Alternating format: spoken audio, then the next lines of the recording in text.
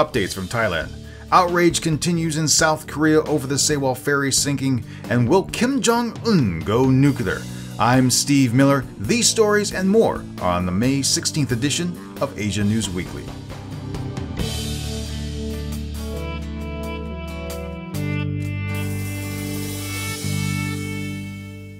Hello everyone, and welcome to this week's show. Our first story is from Thailand. Bangkok has faced a tough week of protests, accompanied by violence Thursday, as protesters seeking to oust the new prime minister broke into an Air Force compound. Prime Minister Niwat Thamrong Boonsong Paisan was attempting to finalize the July 20th elections, but with the disruption, nothing was achieved. In the ensuing violence, at least 3 have been confirmed killed, with the death toll likely to include 2 additional victims, if not more. Department of Special Investigations Chief Tarit Pindak says calls for a non-elected head of government by yellow shirt anti-government protesters would be illegal, and Tarit cautioned that further violence could lead to civil war. Prime Minister Yingluck Shinawatra was removed from office along with 9 other members of her government last week. Pro-government red shirts have continued to rally behind her, despite the National Anti-Corruption Commission choosing to indict her. Quote, "The committee has investigated and there is enough evidence to make a case. We will now forward it to the Senate," said Pantep Klanarong. The Anti-Corruption Commission is also considering corruption charges against Yingluck. Earlier in the week, anti-government protesters surrounded the headquarters of 5 television stations, demanding that they cease broadcasting government announcements and instead broadcast those of the opposition People's Democratic Reform Committee.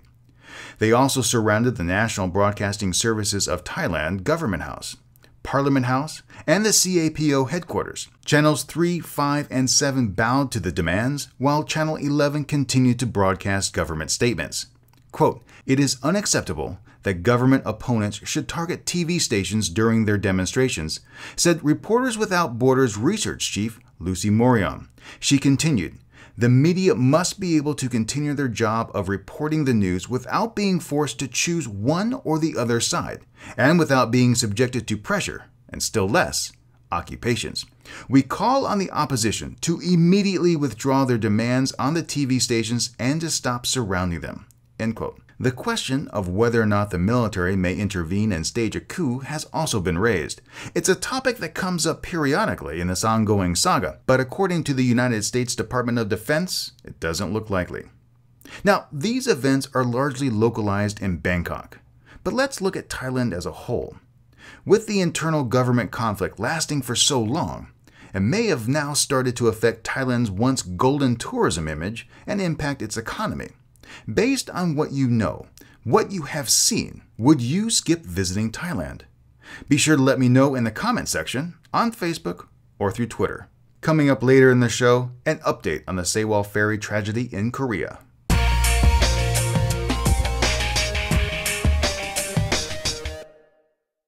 Tensions in the South China Sea continue to fester following a pair of incidents this past week. First, sailing vessels from Vietnam and China collided in disputed waters off the coast of the Paracel Islands, where China is attempting to establish an oil rig that happens to be guarded by 27 additional vessels. Then, the Philippines detained 11 crew members from a Chinese fishing boat for poaching sea turtles. This was all after the USS Blue Ridge, part of the U.S. 7th Fleet, confronted 2 Chinese naval warships in the region on May 5th. The Philippines have also protested China's reclamation of land on the Johnson South Reef, which they feel may be used as an airstrip or military outpost. China continues to downplay all of these incidents. In Vietnam, hundreds came out to protest, and those actions resulted in Chinese and Taiwanese factories set afire.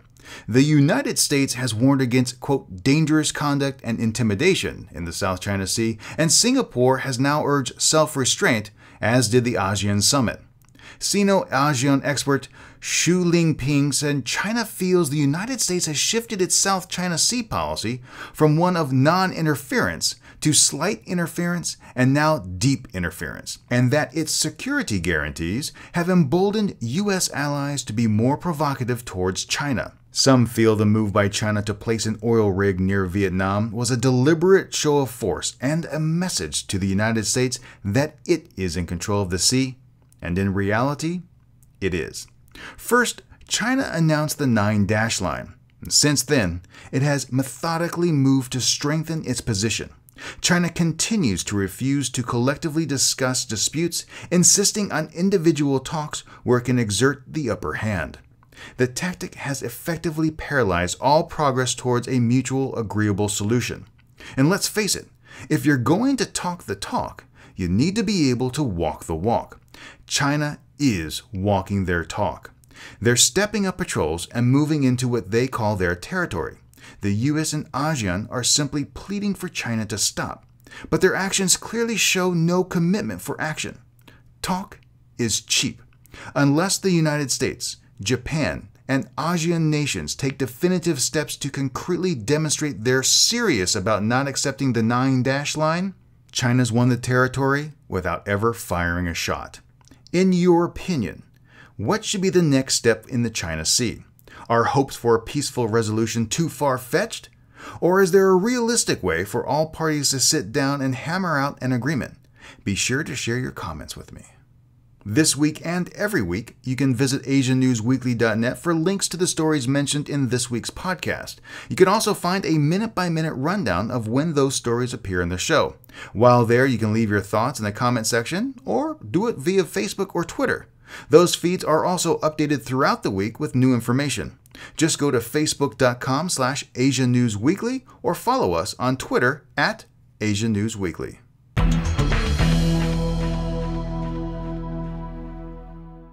South Korea is still struggling to come to grips with the sinking of the Sewol Ferry weeks ago, and poor weather conditions have hampered recovery operations. Currently, the majority of the passengers have been retrieved from the vessel, and divers are continuing to search the ship and the vicinity for those still missing. Parents of the children killed led an emotional march on South Korea's presidential Blue House last Friday, demanding to see President Park Geun-hye. They were prevented from entering the presidential compound by riot police. Their progress halted. The grieving families gathered in the middle of the road crying and shouted in frustration. "Listen to us, President Park. Just give us 10 seconds. Why are you blocking the way? President Park, hear our voices." These shouts could all be heard from the street. Prosecutors are seeking to arrest members of the family that owns Cheonghae Marine Company, and may also seek the extradition of one son currently living in the United States. Cheonghae Marine Company's CEO Kim Han-sik was detained at his house. Ministry of Oceans and Fisheries have also begun the process of revoking the company's business license. Normally, we would cancel route by route, but in this case of Cheonghae Marine Company, it is not just the route that is the problem. There are serious problems with the firm's entire business practices, said Nam Jae-hoon, an official at the Ministry of Oceans and Fisheries. Charges against Kim include manslaughter, negligence, and violation of the Ship Safety Act. Yoo Byung-on, the son of the ferryboat owner, is still at large and has now been placed on Korea's most wanted list because prosecutors feel he is a significant flight risk. Placing Yoo on the list will enable authorities to arrest him on site. Yonhap is also reporting that prosecutors will indict all surviving Sewol crew members, and as of last Thursday afternoon, Captain E, the chief engineer, the chief and second mates have all been charged with murder. The entire incident has brought to the forefront a topic that's lingered in the shadows for many years. How safe is Korea? Many are pressing the need to reform South Korea's workplace health and safety regulations. The Wall Street Journal notes, according to International Labor Organization statistics on occupational fatalities, South Korea's 1,292 workplace deaths in 2012 were almost 6 times the number recorded in Australia. Australia's population is about half the size of Korea's, and the figures in the study only include fatalities among people with insurance policies. Now, I'll be taking a further look into this topic on the next Asia Now podcast.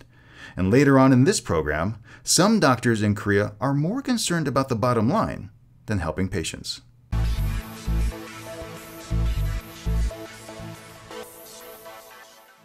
South Korean defense officials stated last week North Korea has completed all necessary preparations for a 4th nuclear test.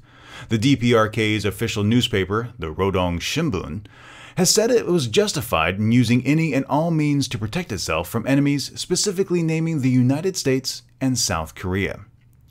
North Korea would take countermeasures, including nuclear tests, to protect the sovereignty and dignity, the newspaper said in a commentary carried by the official KCNA news agency. The United States, South Korea, and even China have all urged North Korea not to conduct a fourth test, but it's unclear what Kim's next move will be, especially since the nation has taken to name-calling South Korean President Park Geun-hye and United States President Barack Obama. South Korean Defense Ministry spokesperson Kim Moon-suk said Monday that North Korea isn't a real country and exists only for the benefit of one person, and, quote, must disappear soon. It's unclear why he chose those words and that time to utter them, and North Korea quickly answered back, quote, our stance and determination is that anyone who slanders our greatest dignity and the political system will be punished mercilessly, whoever or wherever they are, end quote. It's been more than a year since North Korea has conducted a test, and it's conceivable that they will be ready soon. Many analysts feel we could see a new test this year. However, others do disagree, noting that so much of what North Korea does is out of the public eye, and they simply could be going through the motions just to escalate tensions. Inside North Korea, Kim Jong-un continues to consolidate power, and while the rest of the world awaits his next move, one thing is for sure. He's planning and scheming about how to make the most out of this uncertainty. The question I continue to ask is how wise is it to pursue a dialogue with a nation that isn't vested in moving forward to a resolution? The so-called superpowers often state they have a global responsibility to deal with countries like North Korea, but are they really? Are they addressing legitimate concerns or just skirting the issue? Is the manner in which they deal with North Korea truly responsible?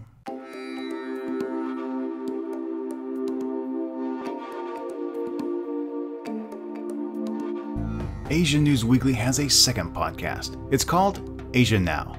It brings you stories, conversations, and breaking news in Asia now.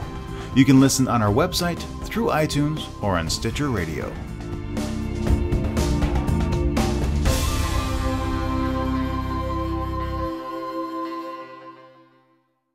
The United States is set to begin military drone operations in Japan to monitor North Korea and Chinese military activity.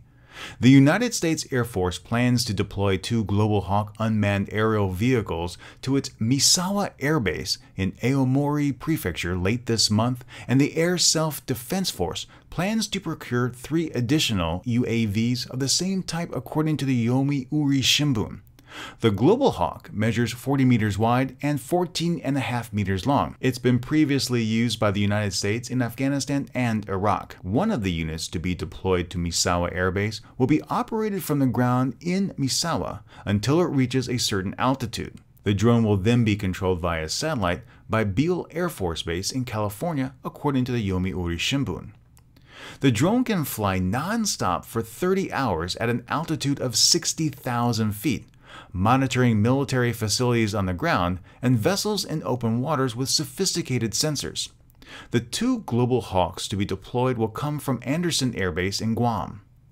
Japan currently uses satellites to monitor military facilities in North Korea, where nuclear weapons and ballistic missiles are being developed, but because they are in orbit, operational viewing times are limited. The drones, with their advanced sensor arrays and extended flight times, are seen as a valuable intelligence asset there and over the China Sea. Some residents around Misawa Air Base have expressed concerns about the drones, and local government officials are meeting with those opposed to their use in an attempt to make them feel more comfortable with the technology. But what do you think about military drones? Are our armed forces relying too heavily on these unmanned vehicles? Be sure to let us know in your comments.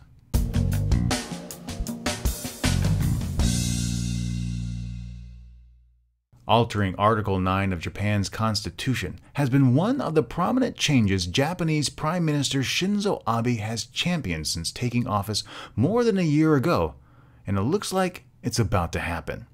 Under the post-war constitution, Japan must only maintain a self-defense force and only use requisite force to stymie conflicts. It cannot use force to settle international disputes, even if bound by international treaties. While most of the international community supports the change, including the United States, noting that nearly 7 decades have passed since the end of the Second World War, China and South Korea still continue to voice opposition. To quell concerns, the Liberal Democratic Party has crafted a more precise wording many believe Abe will accept and implement, defining exactly how collective self-defense will be used. Now, keep in mind, collective self-defense is a right given to every other sovereign country. However, Seoul continues to protest these changes, prompting Japan to further discuss the matter. Korea has said that under no circumstances will Japanese troops ever be allowed on Korean soil. Even in the event of a North Korean attack, President Park Geun-hye and her administration has said Japanese troops would not be allowed on South Korean soil. There was even an uproar in January when Korean peacekeepers on a mission received resupplies from a Japanese unit in the South Sudan. Japan has repeatedly said that it will never enter Korean territory unless asked to and approved by the Korean government, a statement that seems to continue to be skirted over by Seoul. But what do you think about Japan's return to collective defense? Is it about time?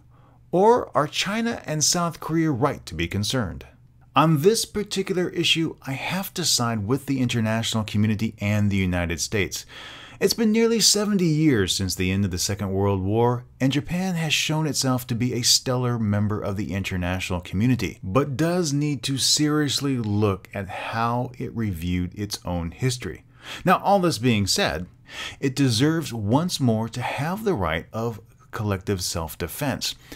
The claims by China and South Korea that Japan pursuing this option is trying to re-envision or reinvigorate its militaristic past, I think is grossly misplaced.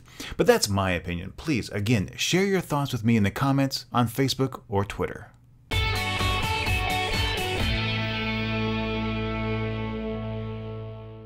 When I was a university student, I participated in a futures anthropology class. Our goal was to create the first permanent settlement on Mars, and my role in that fictitious society set in the year 2071 was that of Chief Medical Officer, wait for it, Mac T. Knife. Now, to prepare for that role, I researched current technologies, consulted with various medical professionals, and extrapolated likely developments in the medical and technology fields. I actually even got a paper published out of it. Now, one of the technologies we thought would be developed and heavily utilized across many industries was that of telepresence, the ability to conduct operations remotely through a television screen. Actually, much in the same way, or exactly the same way, drones are used by the military today. I actually thought there would be advancements in medical applications using this specific technology, kind of like a Star Trek environment, where hospitals could send out these devices to remote locations and provide consultations to citizens. Okay, so let's jump forward to 2014, and we're actually seeing pretty much widespread use of this technology in many different fields, and that technology is trying to be implemented here in Korea. However, many physicians actually oppose it, but not because they're afraid of patient safety, but because of how it may affect their bottom line. Earlier this year, the Korean government announced a plan to roll out telemedicine across the nation. Then in March, the Korean Medical Association, the KMA, the nation's largest doctors group, launched a protest strike against the government's plan. Proponents say the telemedicine system would make it easier for patients to reach out to large hospitals. However, doctors fear it would hurt smaller neighborhood clinics and eventually reduce their income. A second strike by the Korean Medical Association was called off after the government agreed to pilot the program rather than directly implement it. While I certainly respect the KMA for looking out for its members, its primary focus and duty should be that of protecting patient care and safety. Telemedicine has been implemented throughout the world and dates back to the early 1900s when it was conducted via two-way radios in Australia. Even during the infancy of the American paramedic system, firefighters would call into hospitals for support. In my opinion, Korean physicians opposing the implementation of telemedicine solely on financial grounds are no longer trying to serve the public, but rather trying to fleece it. What are your thoughts on telemedicine? Are the concerns of the KMA valid? And what impact do you think remote services like this will have on our society in the future? Share your answers with us at asianewsweekly.net, on Facebook, or with Twitter.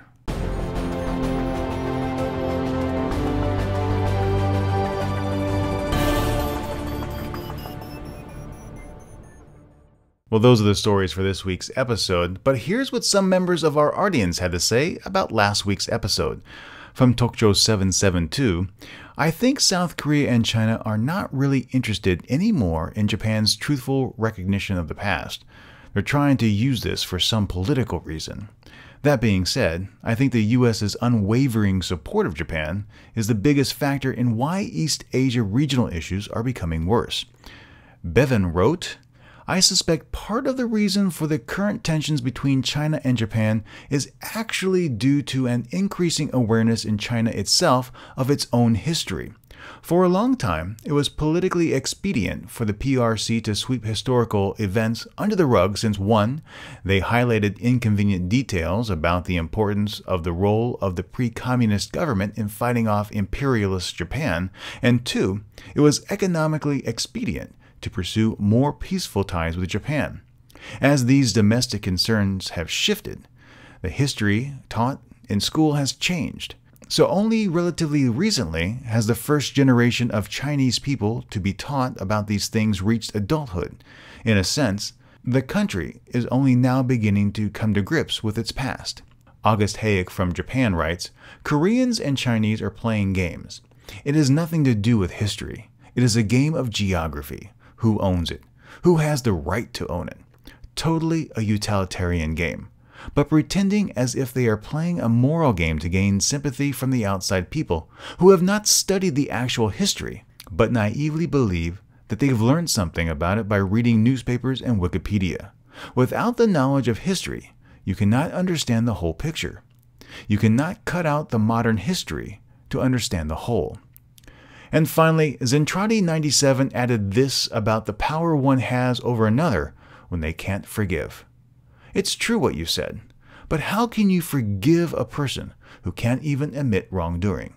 Shouldn't that come first? I really do appreciate your comments, and each and every week I'll try to choose some to read, so please do share your thoughts on our website, on Facebook, or via Twitter. Well, you know what? It's time for me to go. But before I do, seriously, I want to stop and say thank you so much for joining me this week. It really means a lot to me. I hope you enjoyed this show. And as always, if you have some feedback, if you want to contact me, you can always do so by mailing podcast at asianewsweekly.net. If you use Stitcher or iTunes, I also hope you'll take a quick second to rate the show there. Well, that is it for this week. I'm Steve Miller, and until next time, stay true to yourself and always be awesome.